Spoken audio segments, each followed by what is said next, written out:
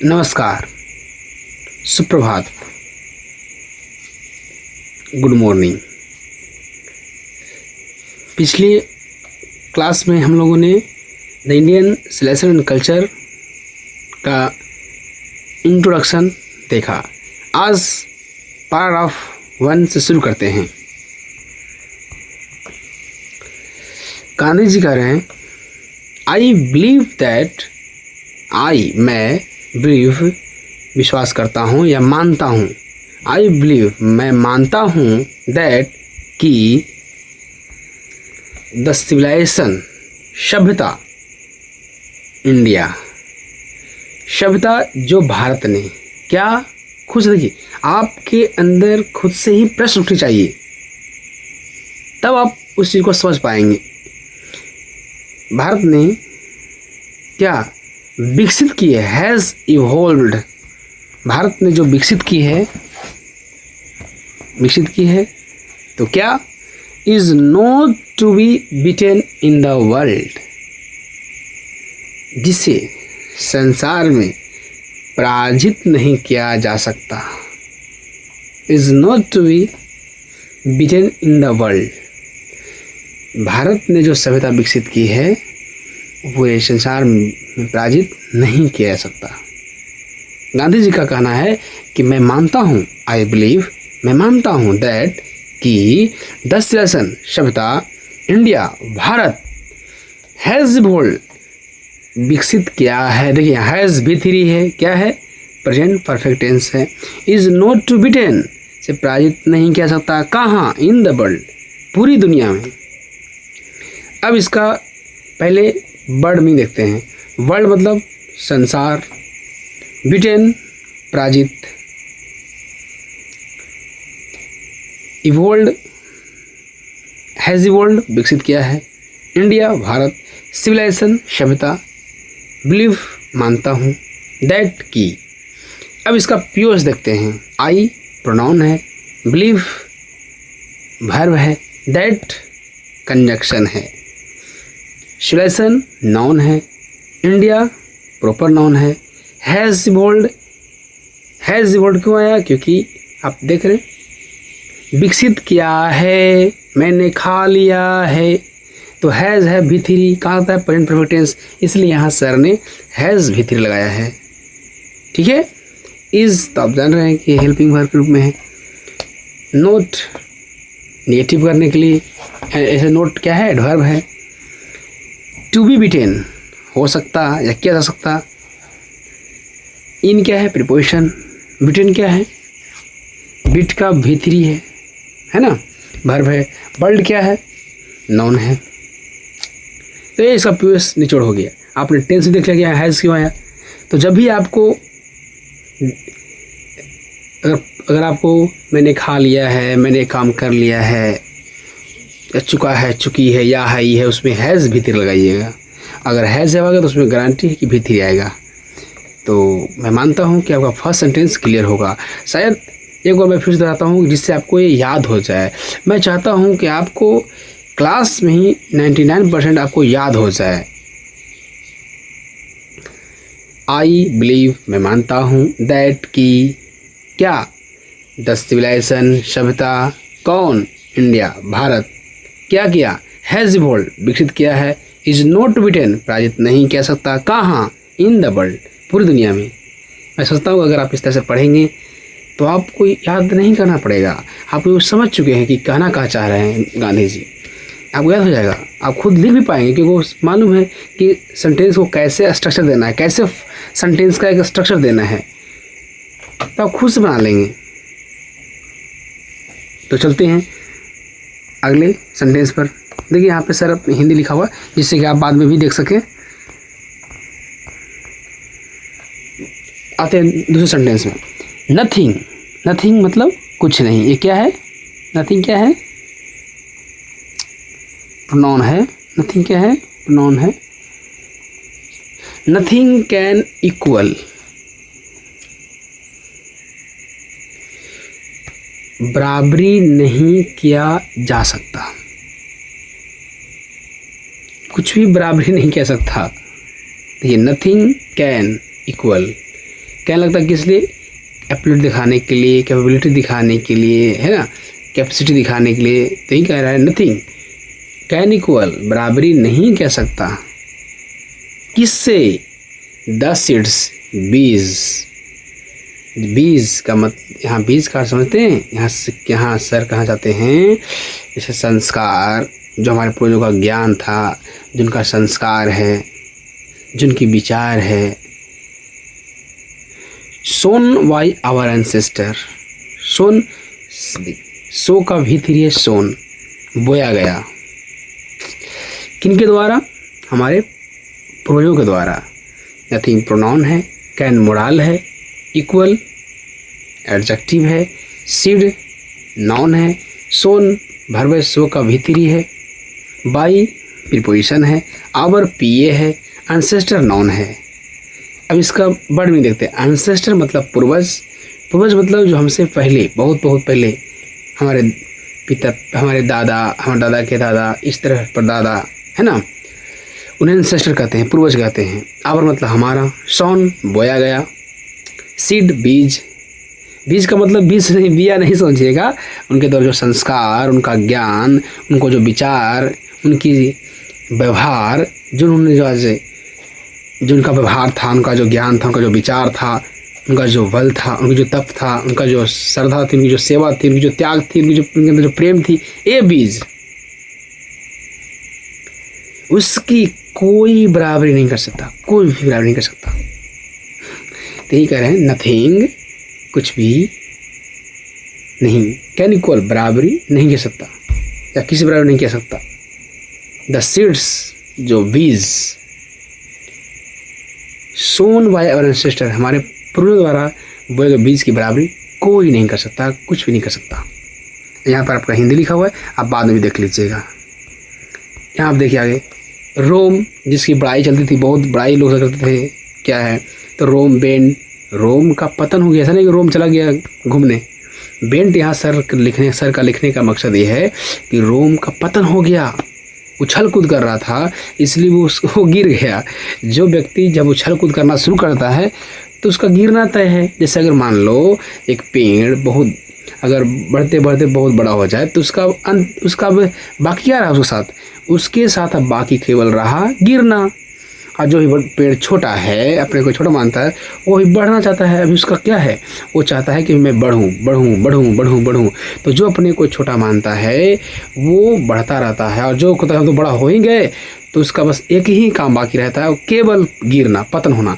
तो रोम बेंट, रोम भैया का, रोम क्या हो गए, रोम भैया का गिर गए, पतन हो गया उनका।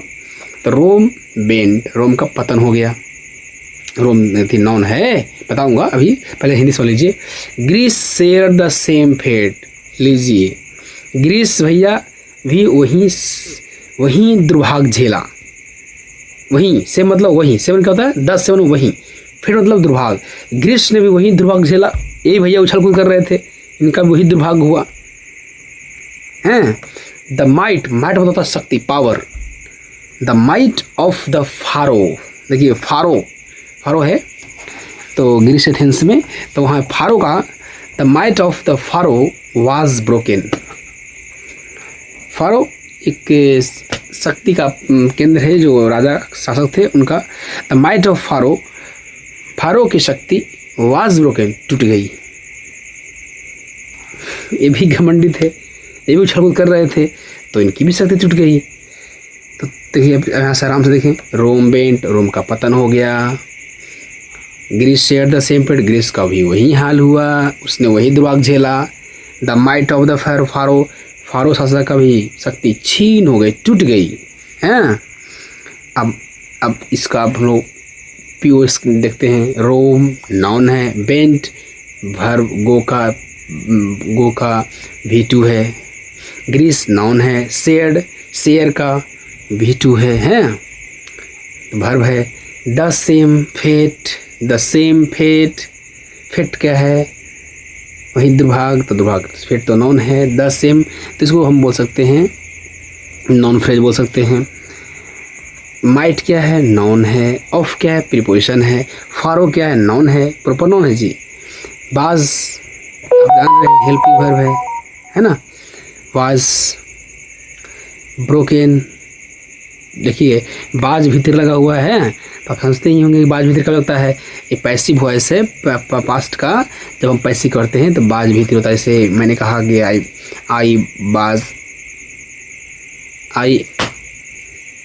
एट ए मैंगो, तो आप बनाएंगे a mango was eaten by me, तो बाज भीतर लगाए ना आप, तो मतलब पास्ट इंडेफिनिट को अगर आप पैसिव करते हैं तो उसमें हम बाज भीतर लगाते हैं। ओके, क्लियर है।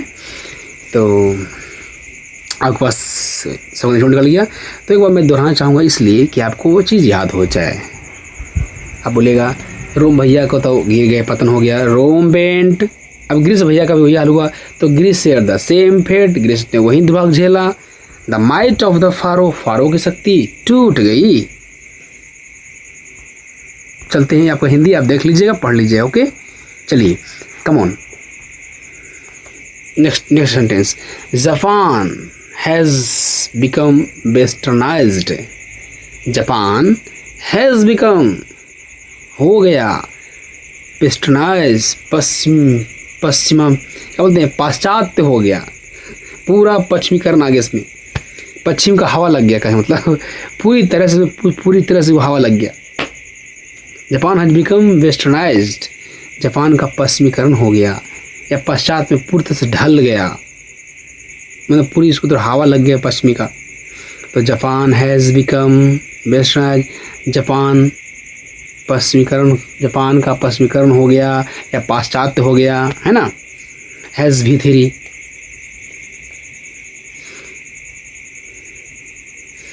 Of China nothing can be said, China को तो कहा नहीं जा सकता, है ना। देखिए ऑफ चाइना मतलब चाइना का, नथिंग कुछ नहीं, कैन मैंने सकना, बी सेड कहा जा सकता, चाइना तो कुछ कहा नहीं जा सकता, समझ रहे हो। तब हम लोग पीएस देख लेते हैं। जापान नाउन है, हैज़ भी थ्री आप समझते ही हैं, प्रेजेंट परफेक्ट टेंस है ना। अतः वेस्टर्न नाउन को वेस्टर्नाइज कर दिया। यहाँ भी थ्री, देखिए भी थ्री का मतलब ये भी होता है, वो एडजेक्टिव का भी काम करता है। तो वेस्टर्नाइज क्या है, एडजेक्टिव भी है ना। ऑफ प्रीपोजिशन है, चाइना क्या है, नाउन है, नथिंग क्या अभी बताया था ऊपर, प्रोनाउन है। कैन बी सेड, कुछ नहीं कर सकती, कैन में तो मोडाल है, सेड क्या है, वर्ब है, समझा गया। अब हिंदी बोल दें, सेड मतलब कहा, कैन मतलब सकना, नथिंग मतलब कुछ नहीं, वेस्टर्न मतलब पाश्चात्य। देखिए पाश्चात्य, देखो हम लोग जो है हम लोग पूर्व की ओर आते हैं, तो हमारी पूर्वी सभ्यता हुई, वो लोग पश्चिम में यूरोप में है ना, तो सबका पश्चिमी सभ्यता हो जाते हैं। तो इसलिए मैंने कहा कि वो पश्चिम हवा लग गया, है ना, समझ में आपको। तो चलें आगे बढ़ते हैं। एक बार हाँ आपको याद दिलाने के लिए कि आपकी स्मृति बनी रहे कि मैं कहना क्या चाहता था, और आपको याद ना करना पड़े, मैं चाहूँगा कि याद करना ही ना पड़े, सब तो सिंपल चीज़ है कि जापान भैया पूरा पश्चिम में ढल गए, तो Japan has become westernised, China को तो कहना ही मत है भाई, of China nothing can be said, इसमें क्या बड़ी बात है। तो चलिए नेक्स्ट सेंटेंस की ओर चलते हैं, ठीक है, कम ऑन। सम बट, देखिए बट लेकिन, India is still, Bharat is still, still का मतलब फिर भी कह सकते हैं या अब भी है, यानी भारत अब भी है। पूछो क्या है, समहाउ और अदर, किसी न किसी तरह, समहाउ और अदर मतलब किसी न किसी तरह। जब भी आपको यूज करना हो सेंटेंस इस तरह का, तो आप यूज कर सकते हैं समहाउ और अदर, माने किसी न किसी तरह।